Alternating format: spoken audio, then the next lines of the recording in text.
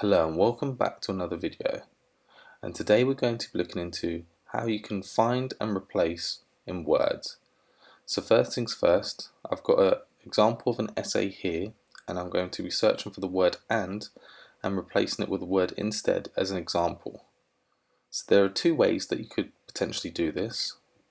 So what I'm going to do first is I'm going to head over to the magnifying glass, and then as you can see here it gives me the option to replace. So first I'm going to find the word and as you can see it's now looked for anywhere where and pops up, including even words such as islands, and then I'm going to replace it with instead. So it will give me the option to either replace or just replace. So I'm just going to simply want to replace this one, and as you can see it's replaced the and with the instead.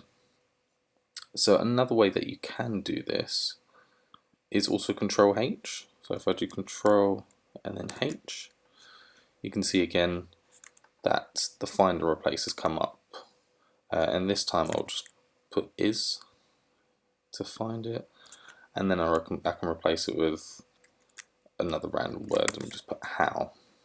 So if I now replace